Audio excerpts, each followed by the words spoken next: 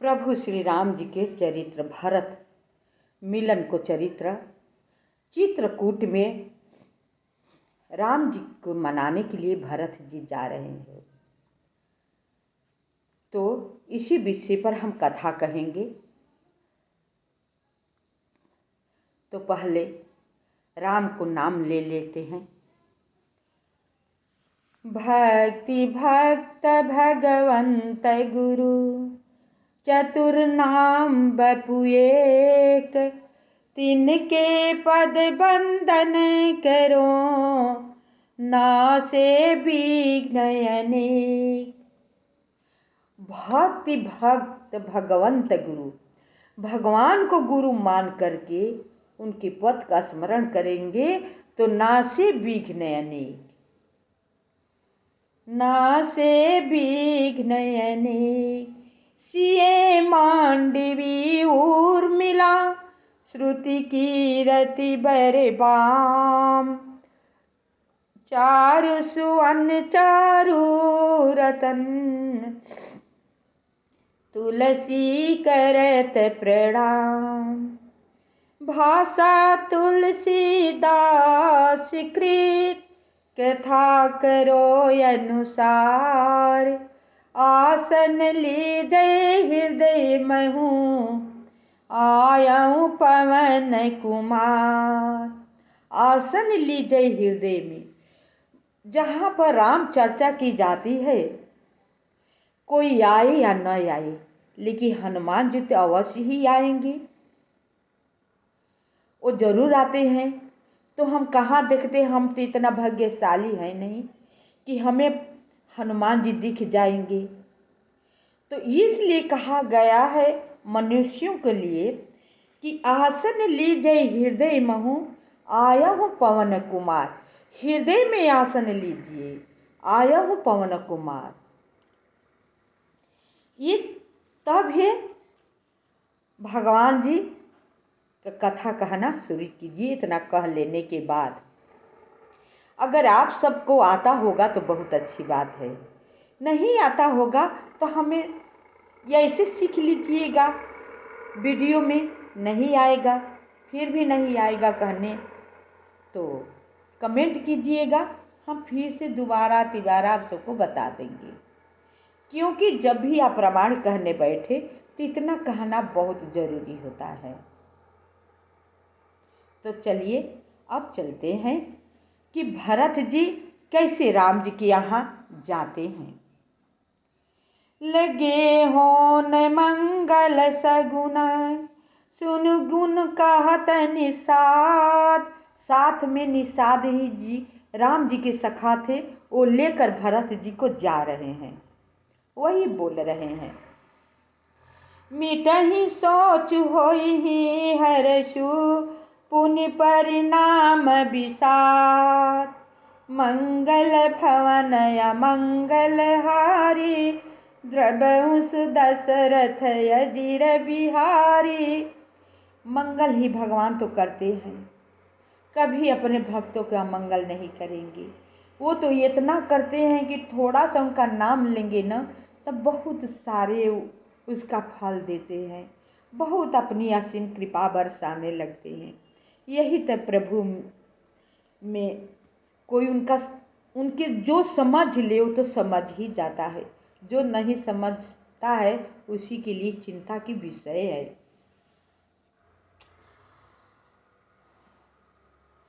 मंगल शकुन होने लगे, उन्हें सुनकर और विचार कर निषाद कहने लगा, सोच मिटेगा हर्ष होगा पर फिर अंत में दुख होगा। निषाद जी भरत जी को देख करके कहते हैं, शोक मिटेगा हर्ष होगा लेकिन अंत में फिर दुख होगा। सेवक बचन सत्य सब जाने, आश्रम निकट जाई नियराने। भरत दीख बन शैल समाजु, मुदित क्षुधित जनु पाई सुनाजू। भरत जी ने सेवक गुह के सब वचन सत्य जाने और वे आश्रम के समीप जा पहुँचे। वहाँ के वन और पर्वतों के समूह को देखा तो भरत जी इतने आनंदित हुए मानो कोई भूखा अच्छा अन्न भोजन पा गया हो। अब बताइए, जहाँ पर साक्षात लक्ष्मी श्री सीता जी जगत माता जननी है, तीनों लोक के ब्रह्म पिता परमेश्वर प्रभु श्री रामचंद्र जी रह रहे हैं। अब पृथ्वी को अपने सर पर धारण करने वाले शेष नाग लक्ष्मण जी रह रहे हैं। वहाँ पर सुहावना क्यों न लगेगा, वहाँ पर अच्छा क्यों न लगेगा। अयोध्या या भागा ये समय है, अब वन बड़ भागी है। एक कौशल्या जी कहती हैं कि हे पुत्र जाओ, तुम तो जहाँ पर रहोगे ना वहाँ पर अयोध्या ही रहेगा।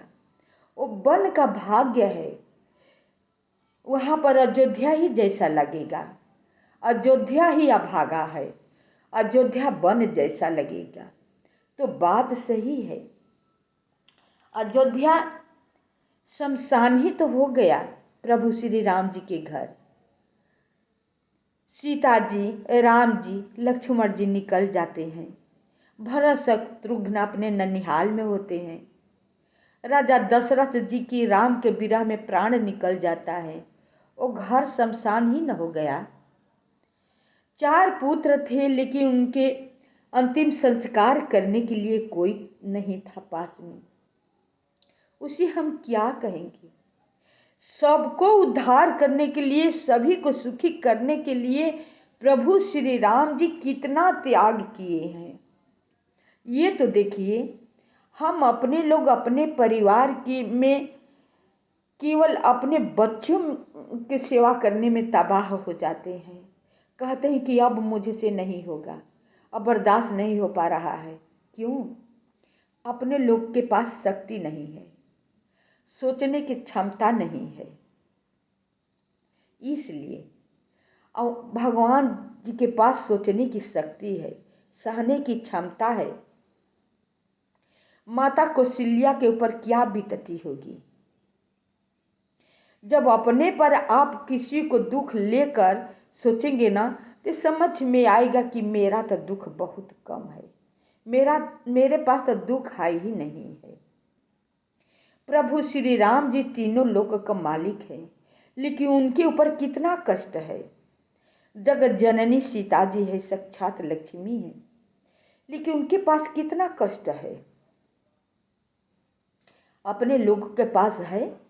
ये थोड़ा धीरज आप सब धर कर सोचेंगी ना, तो सब बात का जवाब मिल जाएगा अपने आप। और संतोष होगा, जवाब ही नहीं मिलेगा, अपने आप को संतावना होगा, सुकून मिलेगा, बहुत अच्छा लगेगा। यही मन कहने लगेगा, अरे मेरा तो दुख क्या है, ये तो मानने की बात है। जैसा हम सोचते हैं वैसा हो रहा है, जो कि ऐसा हुआ नहीं। ये तो धरती पर जो आएगा तो सुख दुख दोनों न पाएगा।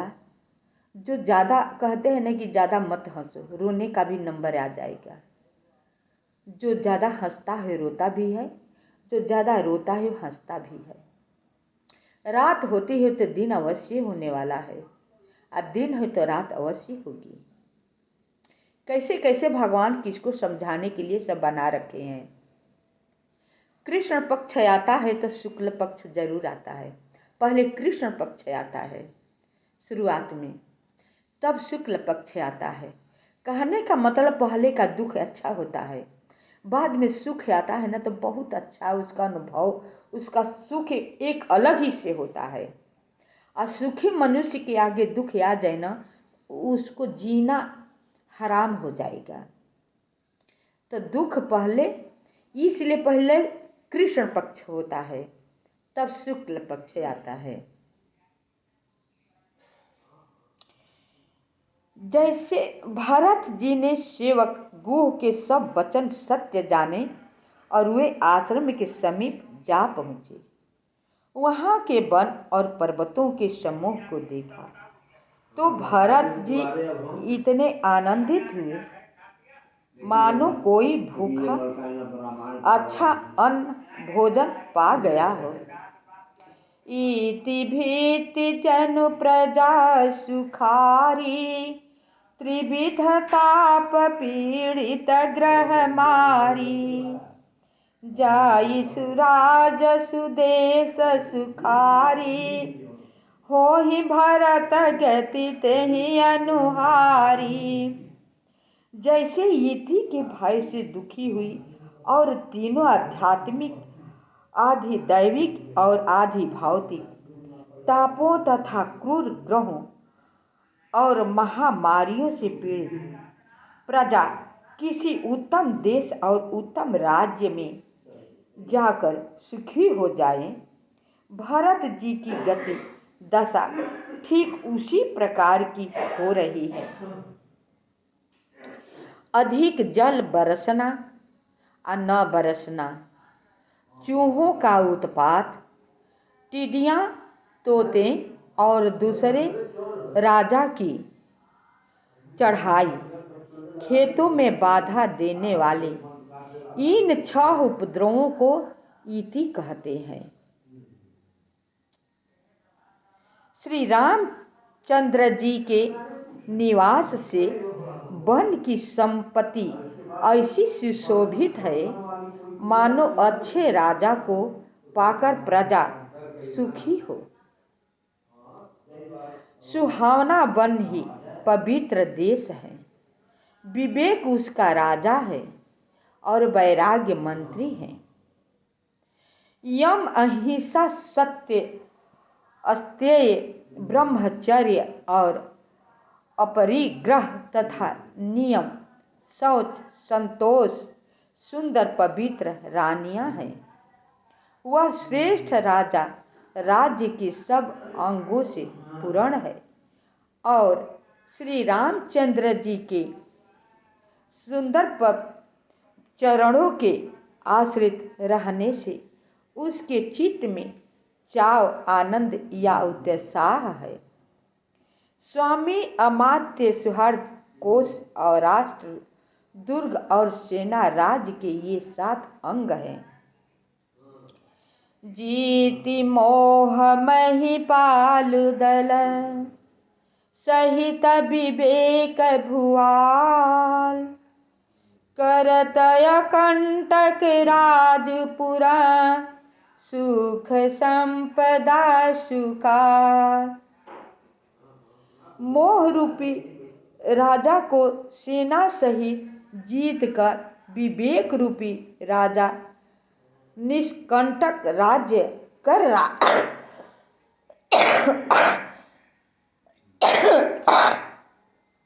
तबीयत सर्दी जुकाम हो गया है।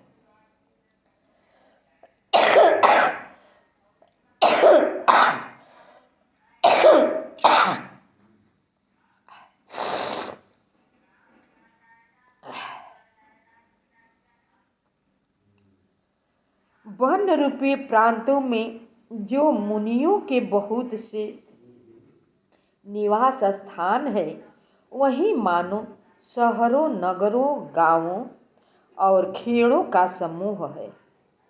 बहुत से विचित्र पक्षी और अनेकों पशु ही मानव प्रजाओं का समाज है, जिसका वर्णन नहीं किया जा सकता। खगहा करि हरि बाघ बराहा, देखी महिष वृष साजु सराहा। बयरु बिहाई चरहि एक संगा, जहाँ तहाँ मनहु सेन चतुरंगा। जहाँ राम जी रह रहे हैं उस वन में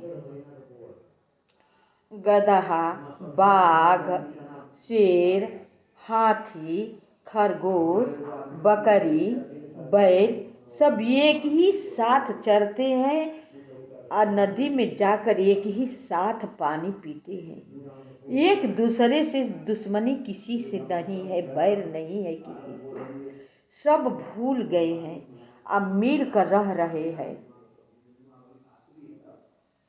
झरना झरहि मत गज गाजहि, मनहु निशान विविधि विधि बाजहि। चक चकोर चातक सुकपि गगन, कुजत मंजु मराल मुदित मन। पानी के झरने झर रहे हैं और मतवाले हाथी चिंघाड़ रहे हैं। वे ही मानो वहाँ अनेकों प्रकार के नगाड़े बज रहे हैं। चकवा चकोर पपीहा तोता तथा कोयलों के समूह और सुंदर हंस प्रसन्न मन से गूंज रहे हैं। जहाँ पर प्रभु श्री राम जी रह रहे हैं वो तो जो है सो है, लेकिन ये देखिए सब कितने भाग्यशाली हैं, कितने पूर्व जन्म को लोगों की अच्छी कमाई है कि अपने कर्म का अनुसार पक्षी पशु जानवर भले हो गए हो तो क्या हुआ, लेकिन भगवान के दर्शन तो हो रहा है ना। भगवान उन लोगों के साथ में तो रह रहे हैं ना। कितना वो लोग भाग्यशाली हैं। भंवरों के समूह गुंजार रहे हैं और मोर नाच रहे हैं, मानो उस अच्छे राज्य में चारों ओर मंगल हो रहा है। बेल वृक्ष तृण सब फल और फूलों से युक्त हैं। सारा समाज आनंद और मंगल का मूल बन रहा है। फल सारे पेड़ अपना फल दे रहे हैं। सब लोग मस्ती में रह रहे हैं, खूब आनंद से रह रहे हैं। राम शैल शोभा निरखी, भरत हृदय अति प्रेम। तापस तप फल पाई जिमि, सुखी सिराने ने। श्री राम जी के पर्वत की शोभा देखकर भरत जी के हृदय में अत्यंत प्रेम हुआ। जैसे तपस्वी नियम की समाप्ति होने पर तपस्या का फल पाकर सुखी होता है, वैसे भरत जी देख करके सुखी होते हैं। क्योंकि भरत जी भी बहुत विरह में हैं, बहुत दुखी हैं, लेकिन जब ये दृश्य देखते हैं तो बहुत सुखी होते हैं। उनको गोस्वामी तुलसीदास जी इस तरह की उपमा दिए हैं कि जैसे कि तपस्वी तपस्या कर लेने के बाद उसे फल प्राप्त हो जाता है, सिद्धि प्राप्त हो जाती है, अब बहुत सुखी होता है, उस प्रकार भरत जी ये सब देख करके सुखी होते हैं। तब केवट ऊंच चढ़ी धाई, कहु भरत सन भुजा उठाई। नाथ देखियहि बिटप विशाला, पाकरि जम्बुर सालत माला। तब केवट दौड़कर ऊंचे चढ़ गया और भुजा उठाकर भरत जी से कहने लगा, हे नाथ, ये जो पाकर जामुन आम और तमाल के विशाल वृक्ष दिखाई देते हैं, जिन श्रेष्ठ वृक्षों के बीच में एक सुंदर विशाल बड़ का वृक्ष सुशोभित है, जिसको देखकर मन मोहित हो जाता है। उसके पत्ते नीले और सघन हैं और उसमें लाल फल लगे हैं। उसकी घनी छाया सब ऋतुओं में सुख देने वाली है। मानो ब्रह्मा जी ने परम शोभा को एकत्र करके अंधकार और लालिमामयी राशि से रच दी है। हे गोसाई, ये वृक्ष नदी के समीप है, जहाँ श्री राम की पर्णकुटी छाई है। वहाँ तुलसी के बहुत से सुंदर वृक्ष सुशोभित है, जो कि सीता जी लगाई है। कहीं जहाँ जहाँ पर सीता जी लगाई हैं उसके कुछ दूरी पर हट हट करके लक्ष्मण जी लगाए हैं, इसलिए वो बहुत अच्छा लग रहा है। ये जो निषाद है वो पर्वत पर चढ़ करके नीचे हैं, भरत जी सब ऊपर ही से बता रहे हैं। जहाँ बैठी मुनिगण सहित नित सिय राम सुजान, सुनहि कथा इतिहास सब आगम निगम पुराण।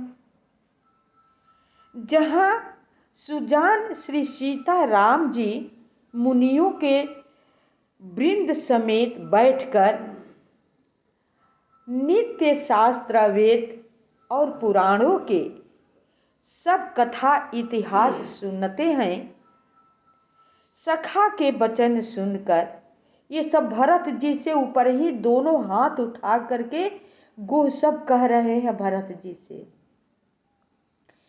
तो सखा के वचन सुनकर और वृक्षों को देखकर भरत जी के नेत्रों में जल उमड़ आया। दोनों भाई प्रणाम करते हुए चले। उनके प्रेम का वर्णन करने में सरस्वती जी भी सकुचा जाती हैं। श्री रामचंद्र जी के चरण चिन्ह देखकर दोनों भाई ऐसे हर्षित होते हैं मानो दरिद्र पारस पा गया हो।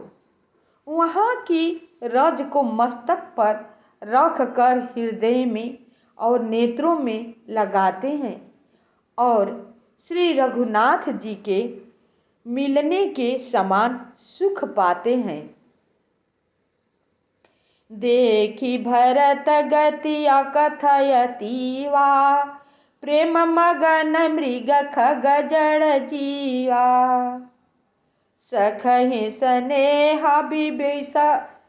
विबस मग भूला, कही सुपंथ सुर बरसहि फूला। भरत जी की अत्यंत अनिवार्यनीय दशा देखकर वन के पशु पक्षी और जड़ वृक्षादि जीव प्रेम में मग्न हो गए। प्रेम के विशेष बस होने से सखा निषाद राज को भी रास्ता भूल गया। तब देवता सुंदर रास्ता बतलाकर फूल बरसाने लगे। बताइए, निषाद राज को रास्ता देखा हुआ वही आगे आगे जा रहे भरत जी को शत्रुघ्न जी को लेकर के। इतना प्रेम में विह्वल मग्न हो गए कि रास्ता भूल गए। घना जंगल भी था पहाड़ पर। तब देवता लोग रास्ता दिखाते हैं।